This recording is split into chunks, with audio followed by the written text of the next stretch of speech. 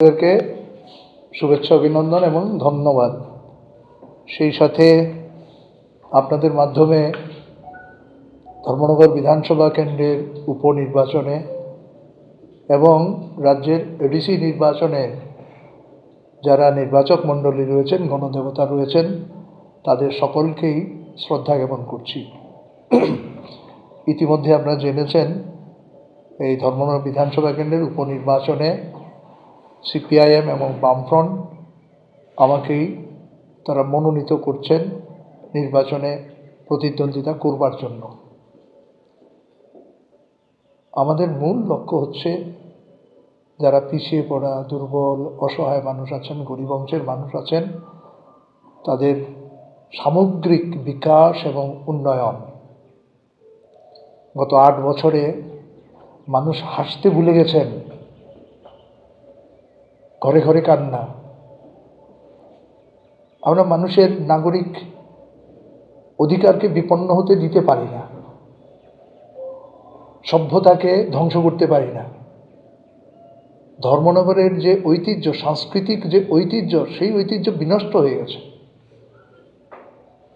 শুধুমাত্র হাতে গোনা কয়েকটি লোক তোলাবাজি থেকে অর্থ আদায় করেছে, সন্ত্রাস করে অর্থ আদায় করেছে, দোকানে তালা মেরে সেখান থেকে অর্থ আদায় করেছে, ভয় দেখিয়ে অর্থ আদায় করেছে, জমির দালালি থেকে নেশার সামগ্রী বিক্রি করে তারা অর্থ আদায় করে আজকে এক একজন কোটি কোটি টাকার সম্পদের মালিক, তাদের কিছুই ছিল না। আর যারা বেশিরভাগ অংশের মানুষ, যারা 18 সালেও বিজেপিকে ক্ষমতায় নিয়ে আসার জন্য ভূমিকা নিয়েছিলেন, আজকে কিন্তু তাদের ঘরের নিরন্ন অবস্থা। আমরা পরিবর্তন চাইছি। মানুষের মৌলিক সমস্যা হচ্ছে অন্ন, বস্ত্র, বাসস্থান, শিক্ষা, চিকিৎসা, কাজ, তার গ্যারেন্টি চাইছি। বিজেপি শাসনে এগুলো উপেক্ষিত। মানুষের সাংবিধানিক যে অধিকার, মৌলিক অধিকার উপেক্ষিত। আমরা তার এই উপেক্ষা থেকে আমরা মানুষকে বাঁচাতে চাই। বাঁচানোর জন্য এই লড়াই। কেউ নিরাপদ নেই, চিকিৎসক নিরাপদ নেই, আদালতে আইনজীবীরা নিরাপদে থাকতে পারছে না, সাংবাদিক বন্ধুরা আক্রান্ত, রাজনৈতিক নেতা কর্মীরা আক্রান্ত, পুলিশ পর্যন্ত আক্রান্ত, ধর্মনিরপেক্ষতা আক্রান্ত, গণতন্ত্র আক্রান্ত। একটি প্রতিশ্রুতিও তারা রূপায়ণ করেন। এই প্রতিশ্রুতি রূপায়ণের জন্য বিধানসভায় দাঁড়িয়ে ধর্মনগর তথা গোটা রাজ্যের যুব সমাজের যে কর্মসংস্থানের দাবিতে যে লড়াই, সেই লড়াইকে আরও বেগবান করবার জন্য, শ্রমিক কৃষকের যে লড়াই, সেই লড়াইকে আরও শক্তিশালী করবার জন্য আমরা সব অংশের মানুষের, প্রগতিশীল মানুষ, গণতান্ত্রিক চেতনা সম্পন্ন মানুষ, দল মত রং নির্বিশেষে শান্তিকামী সকল অংশের মানুষের আমরা সার্বিক সহযোগিতা, পরামর্শ এবং এই নির্বাচনে তাদের স্বাধীন অংশগ্রহণ, যাতে তারা শান্তিপূর্ণভাবে অবাধে সুষ্ঠু নির্বাচনে অংশ নিয়ে নিজেদের ভোটাধিকার প্রয়োগ করতে পারেন, আমরা সেই আশা করছি। পাশাপাশি একটি বিষয় আপনাদের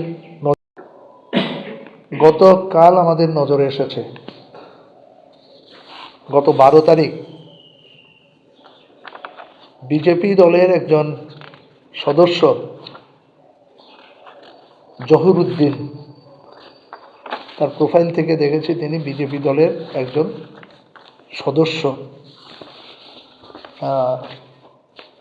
তিনি একটি পোস্ট করেছেন 12ই মার্চ নিজস্ব ফেসবুক অ্যাকাউন্ট থেকে, যে ধর্মনগর শহর যে ঈদগাহ রয়েছে ডিএনবি রোডে, সেই ঈদগাহর জমি দখল করে আমি বাড়ি বানিয়েছি,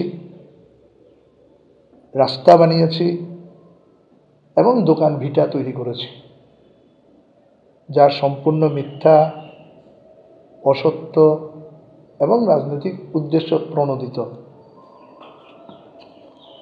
প্রথমত, এই ধর্মনগর শহর ঈদগাহ, তার বয়স আমার বয়সের চেয়ে বেশি। আমরা ছোট সময় ঈদগাহর মধ্যেই খেলাধুলা করেছি, শৈশব কেটেছে সেখানে। এই ঈদগাহ একটি ধর্মনগর শহর ঈদগাহ কমিটি রয়েছে, ধর্মনগর মহকুমা ভিত্তিক ওয়াকফ বোর্ড রয়েছে, রাজ্যভিত্তিক ওয়াকফ বোর্ড রয়েছে। এই ঈদগাহর চারদিক পাকা দেওয়াল দিয়ে ঘেরা। এই দেয়ালের বয়স আজকের থেকে প্রায় 30-40 বছর হবে এই ঈদগাহর দেওয়ালের বয়স। আমরা প্রতি ঈদ মহরমে এই ঈদগাহর পাশে দাঁড়িয়ে আমরা উপভোগ করি। আমরা ধর্মপ্রাণ মুসলিম সম্প্রদায়ের মানুষের সাথে বিশ্ব শান্তির বার্তা পৌঁছে দেওয়ার চেষ্টা করি প্রতি বছর। এই আগামী 21 তারিখে আমরা সেখানে যাব। কোনোদিন কেউ এই প্রশ্ন তুলেনি। আজকের নির্বাচনের ঠিক প্রাক মুহূর্তে যখন সিপিআইএম আমাকে প্রার্থী ঘোষণা করেছে, ঠিক সে সময়ে তার অভিযোগের সাথে এই নির্বাচনী প্রসঙ্গ টেনে এনেছেন।